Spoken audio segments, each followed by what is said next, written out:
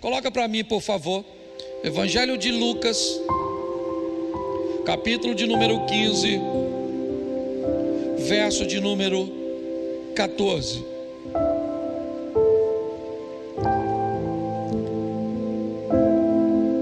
Depois de ter consumido tudo, sobreveio àquele país uma grande fome e começou a passar necessidades. Então foi pedir trabalho a um dos cidadãos daquela terra, e este o mandou para os seus campos, a fim de cuidar de porcos. Ali ele desejava alimentar-se das alfarrobas que os porcos comiam, mas ninguém lhe dava nada. Feche seus olhos. Senhor nosso Deus e Pai, em nome de Jesus, eis aqui a tua palavra. Continua falando conosco e usa-me como um canal de bênção, pelo poder do nome de Jesus. Amém. Glória a Deus. Amém. Bom, eu quero olhar para o filho pródigo hoje e mostrar na história dele um momento que ele precisou estabelecer uma revisão. O momento da vida dele que ele teve que parar, tirar um tempo para fazer uma avaliação. Isso é muito importante. Vamos numa reflexão rápida. O texto em que li, Lucas capítulo 15, a partir do verso 14, mostra onde ele está naquele momento. É importante entendermos que é uma parábola que Jesus está usando, uma história fictícia que Jesus utiliza para estabelecer uma mensagem, para se conectar com seus ouvintes. Então é importante entendermos onde esse indivíduo está no momento, qual é a situação dele agora. Bom, a situação dele agora, na narrativa do texto, a partir do verso 14, é que ele não tem dinheiro nenhum. A situação ainda se agrava, porque ela diz que houve uma grande fome na terra. Ou seja, se tivesse dinheiro também não resolveria, porque há uma escassez de alimento. Então ele não tem dinheiro, e mesmo que tivesse, me parece que não adiantaria bastante, ou não adiantaria muito, porque o ambiente que Jesus está descrevendo é um ambiente onde a fome é grande. Houve uma grande fome na terra, onde ele começa a passar necessidades. Que tipo de necessidades são essas? O filho pródigo não está preocupado com a conta de luz, água, internet. Ele não está preocupado com o seguro do carro, o aluguel da casa. Não! Todas essas preocupações são preocupações, sim, mas tem uma que é muito maior do que todas elas. Qual a preocupação, pastor? A com comida. Se você estiver sentado aí agora, preocupado com o que você vai almoçar amanhã, aí você está com problema. Esse problema é grave. Porque como é que você vai fazer? Jesus está descrevendo o ambiente onde esse camarada está. Ele não tem nada porque ele gastou tudo. Mesmo se tivesse, não teria tanta vantagem, porque está no ambiente onde a fome é grande e ele começa a passar necessidade.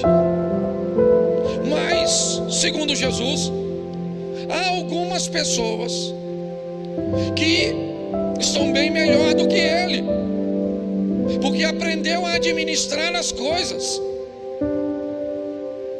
Elas têm porcos, então já deu para notar que o dono do porco não vai morrer de fome, porque tem um porco para comer. Só que Jesus não está querendo conversar com o dono do porco, com o gentil. Jesus está querendo conversar com o judeu. E mesmo que tivesse porco, ele não comeria. Mas é muito pior do que isso. Esse camarada, ele vai cuidar dos porcos.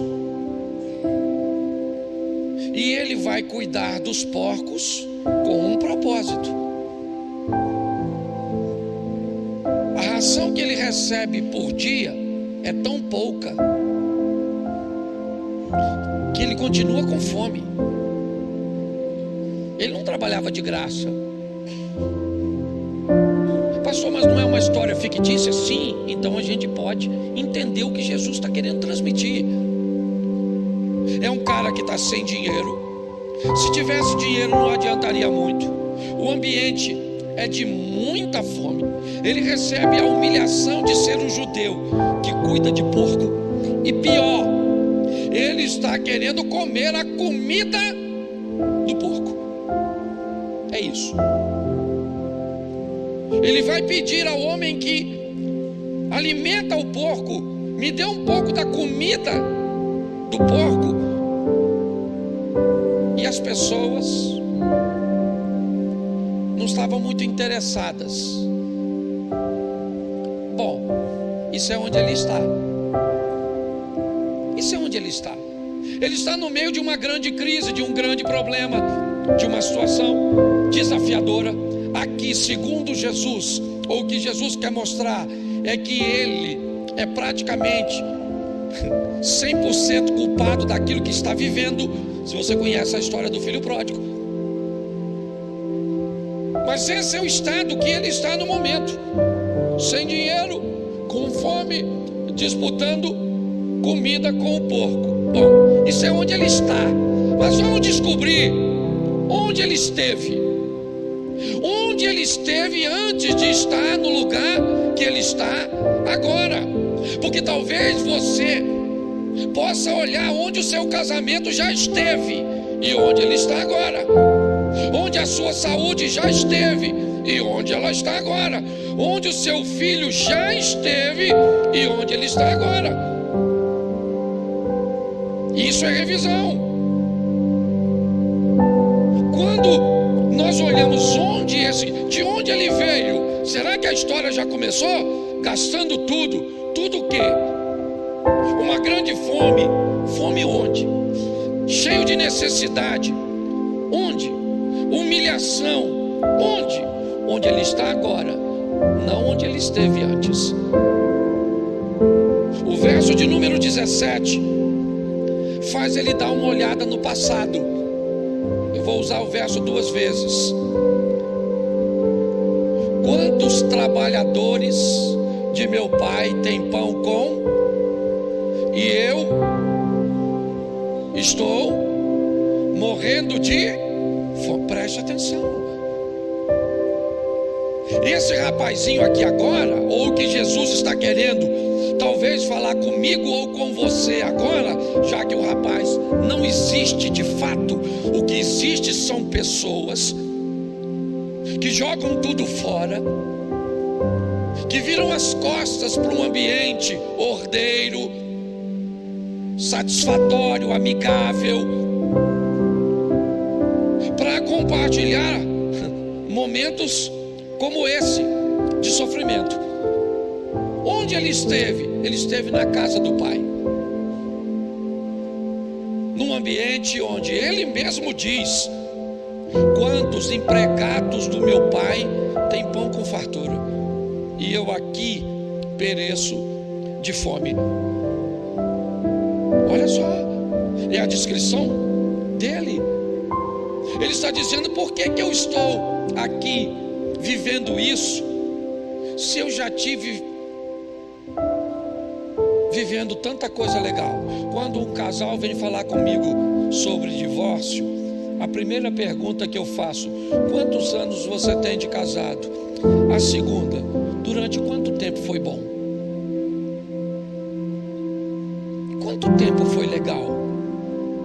Quanto tempo? Será que foram apenas 5 meses? 1 ano? 2 anos? 5 anos? Quanto tempo foi legal? Talvez o que as pessoas consigam fazer com muita maestria é narrar onde estão, mas são incapazes de olhar para onde estiveram. Dá uma olhada.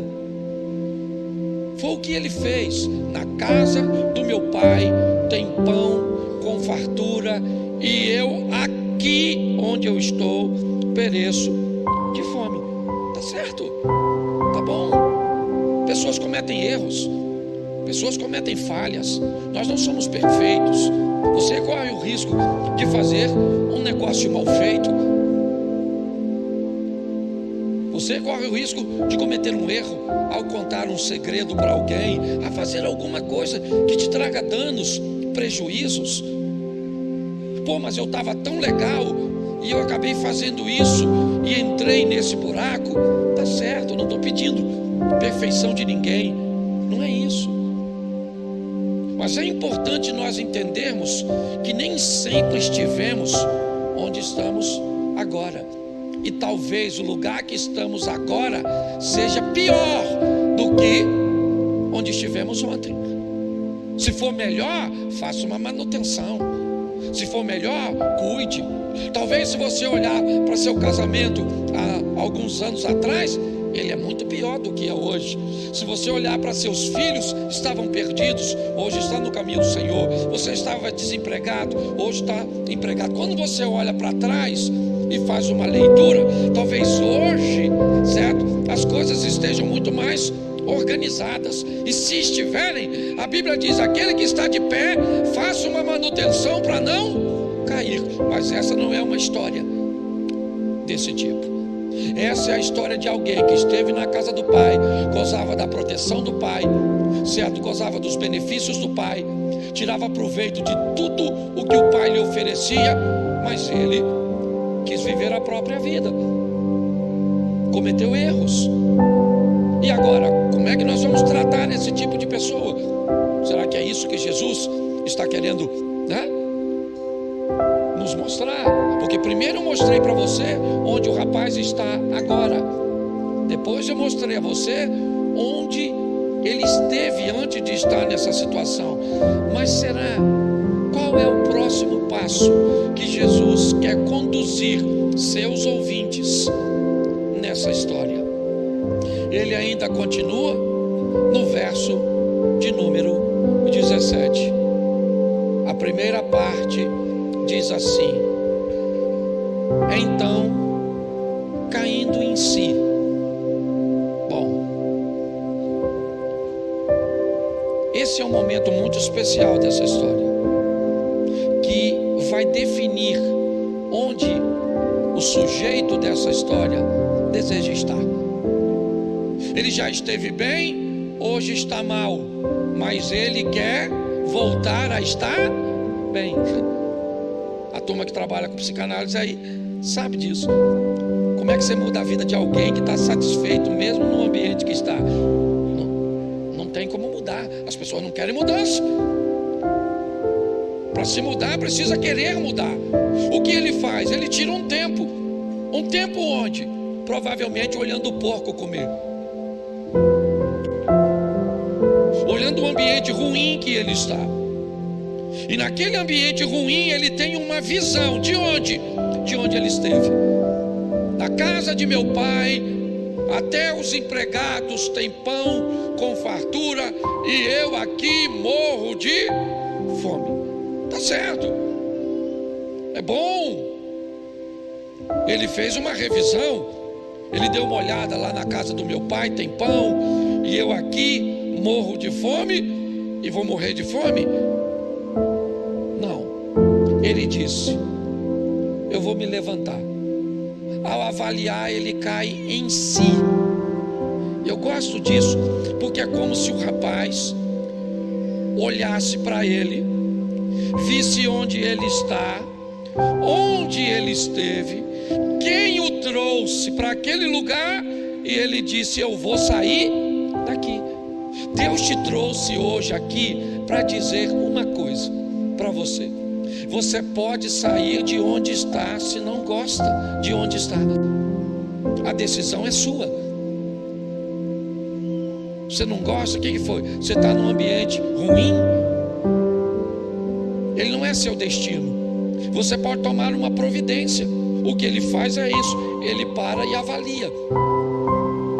Ele olha e ele descobre que tem um lugar que, apesar da crise, as coisas ainda continuam organizadas. Apesar da fome, lá ainda tem comida. E o pior, ou melhor, o dono daquele lugar quem é? O dono daquele lugar quem é? É o pai dele. É o pai dele. O pai dele é dono deste lugar que ele diz que tem comida, que os empregados são bem tratados, e ele não tem nada. Então aqui começa a saída desse garoto.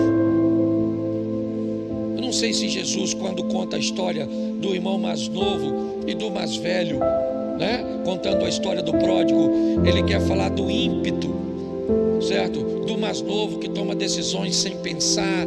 Ele quer falar do rompante. Eu não posso te afirmar isso. Eu só sei que esse garoto comete muitos erros, mas chegou uma hora que ele precisou fazer uma revisão.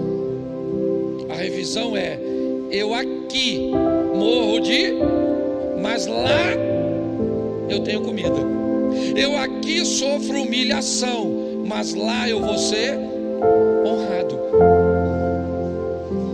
Ele descobre que tudo aquilo que ele sempre quis, que foi a liberdade, a sensação de ser dono de seu nariz, agora não faz mais sentido. E ele então planeja voltar, mas para voltar ele precisa de 3 coisas. A primeira é arrependimento. Arrependei-vos e convertei-vos. Lembra de onde caíste. Preste atenção, porque isso é muito sério. A minha proposta para você hoje: faça uma leitura da sua vida. Mas pastor, não dá para ser mais preciso? É claro, na área onde você, certo, observou que está sofrendo. O que é?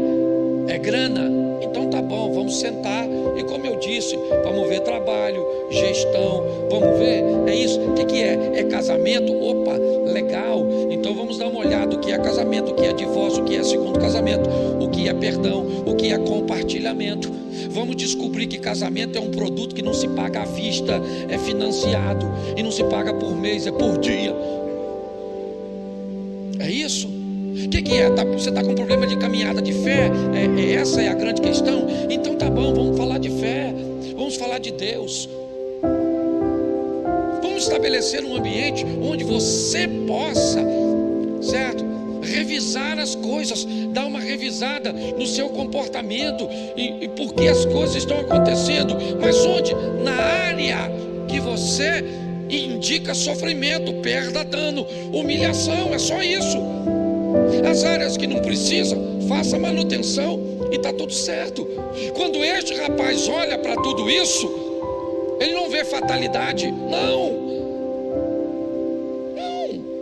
Ele não vê aquilo que nós vemos quando Jesus está morrendo. Quando Mel Gibson fez aquele filme, A Paixão de Cristo, eu quase morri. Quase morri quando fui assistir aquele troço, de tanto que eu chorei.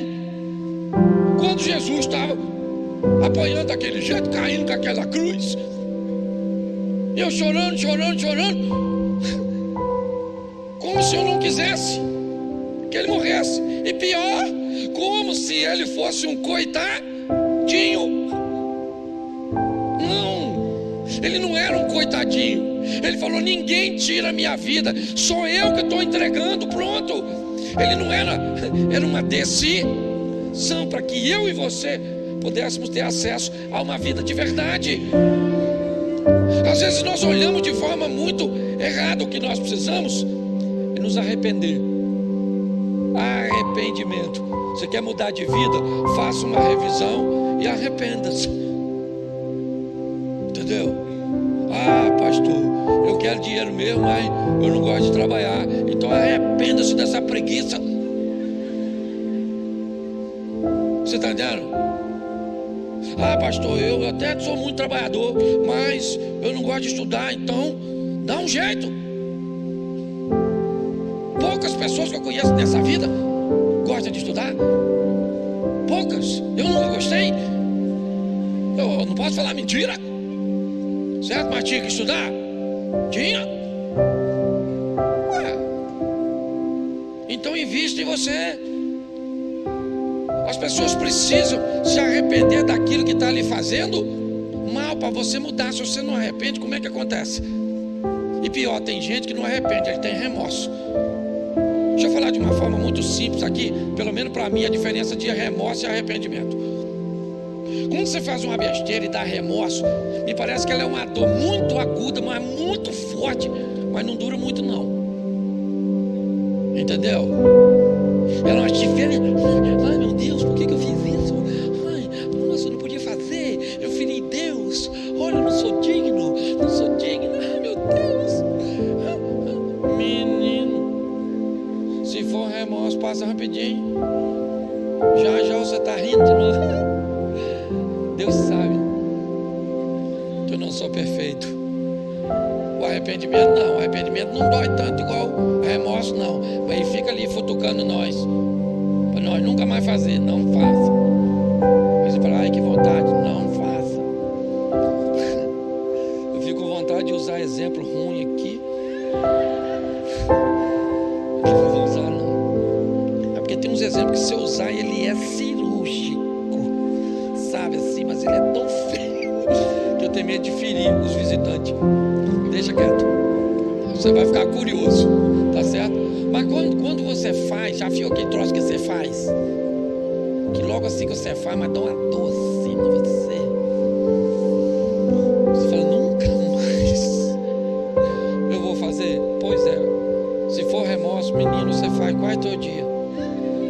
Quase toda semana. Eu tô falando sério. Estou fazendo sério, certo?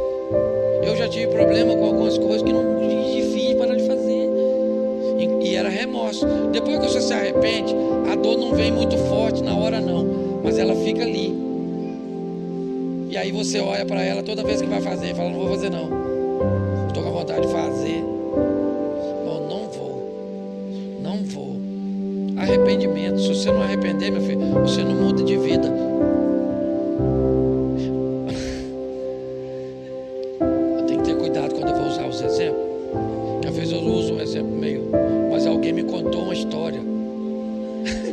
A pessoa acha que eu estou usando o pulpo para falar dele. Dá uma confusão desgraçada depois. Mas eu tive um tempo atrás um problema com um camarada que eu achei que o cara era sem vergonha. E eu vim de um ambiente de sem vergonhice. E se tem uma coisa com sem vergonha, é apto. É para conhecer outros sem vergonha. Eu fui criado nessa vergonhice. Minha família não. Só Jesus. Certo? E eu falei, esse malandro de sé. Aí ele deu uma pernada na mulher dele. Aí a mulher dele falou que vinha largar ele e veio falar comigo.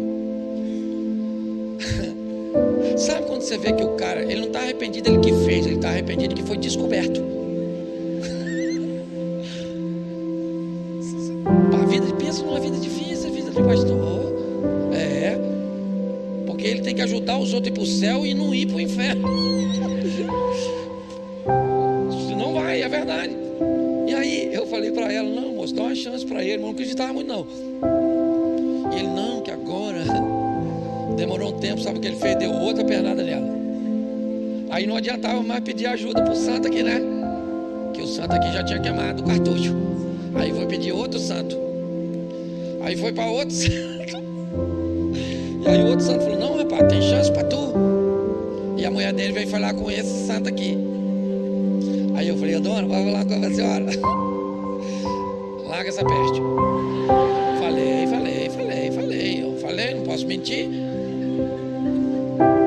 Eu não estou aqui para botar ninguém. O indivíduo sabe que precisa mudar e não muda. É uma besta quadrada. Eu estou falando assim porque eu não estou falando nome, tá bom? Por isso que pode.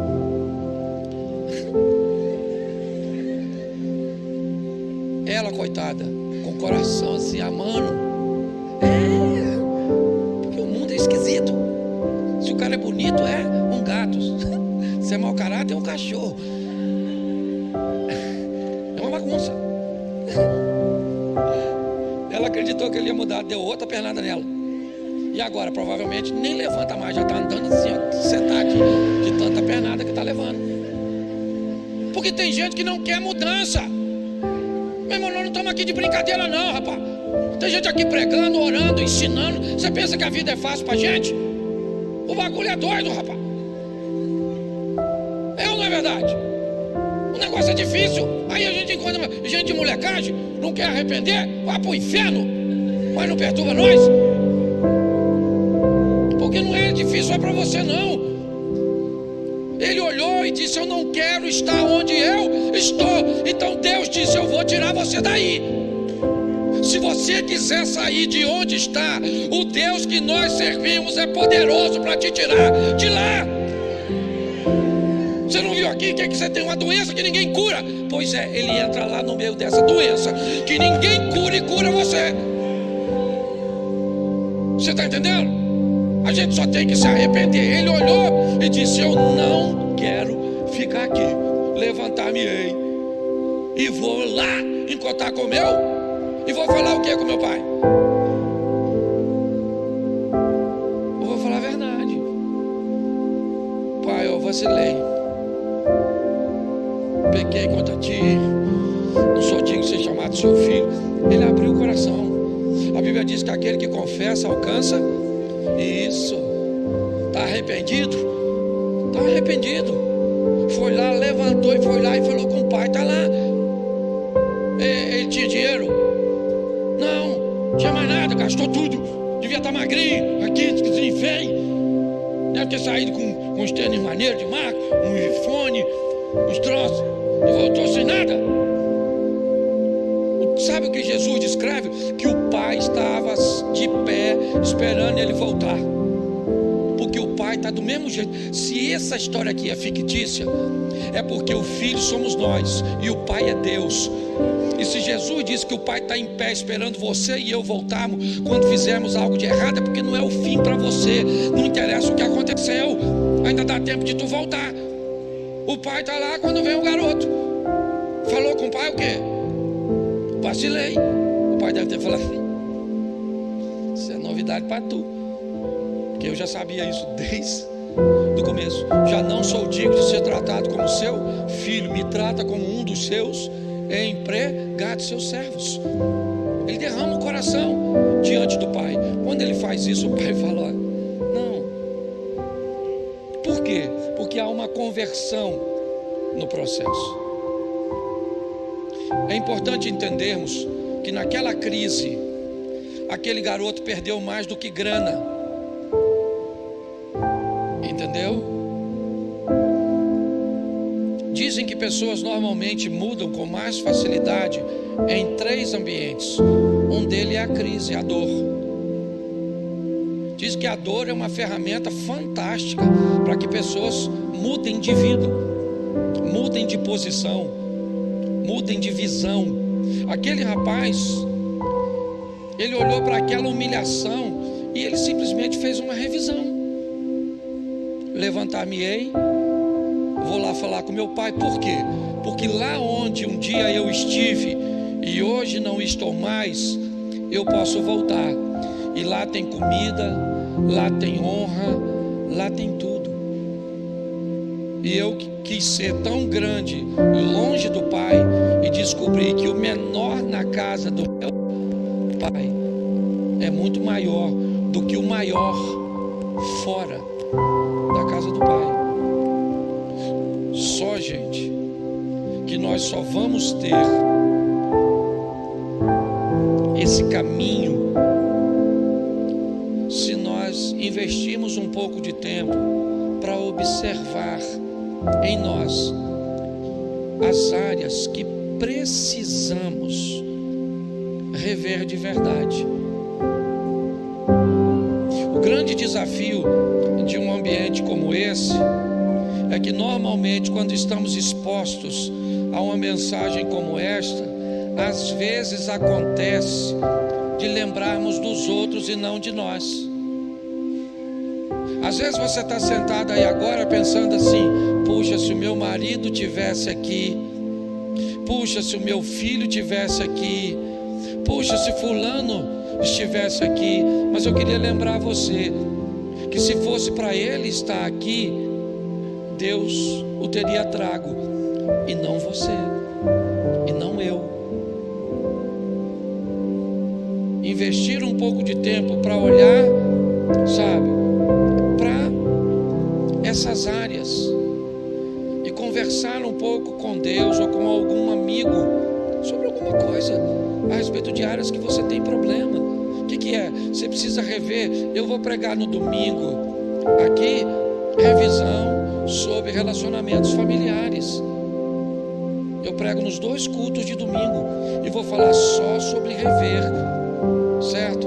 Posição dos pais na vida de solteiro, posição dos pais na vida de casado, até onde um cônjuge pode se posicionar com direito e onde o direito deixa de existir e o que há é uma arbitrariedade, um domínio e uma manipulação, para que as pessoas consigam entender que muitas vezes nós estamos sofrendo consequências de liberdades que estamos conferindo a outras pessoas, e aí as pessoas começam a sofrer e não param para avaliar isso, não param, certo? Não conseguem estabelecer um limite para seus filhos. Por exemplo, vou te dar um exemplo. Meu filho, está na hora de comer. Bom, está na hora de comer. Pode ser que não esteja com fome na hora, sim ou não? Então você pode ter um limite. Meu filho vai tomar banho. Preste atenção. Uma coisa é ele dizer que não quer comer. A fome pode dar depois, mas o banho você quer que ele tome agora. São coisas diferentes. Você pode negociar a comida, mas não pode negociar o banho. Minha netinha estava aqui. Nós ficamos 27 dias morando na mesma casa, agora quando viajamos de férias. E foi um tempo muito legal. Na primeira semana, eu com essa minha vida corrida, eu chegava às vezes da rua, tinha ido fazer alguma coisa, lá ela estava brincando, lá ela ficava. Depois de uma semana de contato, quando a porta abria e ela me via, ela já vinha correndo na minha direção para me receber. Pensa na gratificação. Mas eu descobri que grande parte das coisas que nós estávamos falando para o nosso neto: não vai, não mexe, não, sai, não, era quase 100% de não. Eu descobri que a maioria das coisas que eles iam fazer, eles podiam fazer, e nós falávamos não. Só precisava um pouquinho mais de orientação. Vá, mas vá com cuidado, segure firme. Entendeu? E aí ela descobria que podia continuar fazendo. E eu fiquei olhando aquilo e revendo muitas vezes a maneira que nós criamos os nossos filhos, que nós estabelecemos limites, que nós damos limite para nossos pais, para os nossos filhos, a maneira que conduzimos. Nós precisamos, gente, é urgente, precisamos rever o que estamos ouvindo, rever o que estamos lendo, porque está muito difícil. Vocês saem daqui agora Sabe quando vocês voltam aqui? Domingo. Sabe que horas? Né? Ou quanto tempo? 1h30, 2 horas. Eu fico pensando se a última vez que você esteve aqui foi domingo. Aí segunda, terça, quarta, o dia todo. Será que o que nós estamos transmitindo aqui desse altar durante 1h30, 2, é suficiente para combater a maior parte das porcarias que você teve acesso lá fora, oferecida por influências? Pare e pense. É um ambiente para nós revermos se não é por isso que estamos enfrentando tantos problemas. Gaste um tempo para rever sua vida profissional, seu relacionamento com Deus, sua postura como esposa, sua postura como marido, sua postura como crente, sua postura como filho, sua postura como pai. Certo? Retire um pouco de tempo para que você faça uma revisão. Olhou onde eu estou hoje? Não está legal. Eu já estive num lugar bom, então para lá que eu vou voltar. Levantar-me-ei, irei com meu Pai. A minha proposta vai ser sempre essa durante este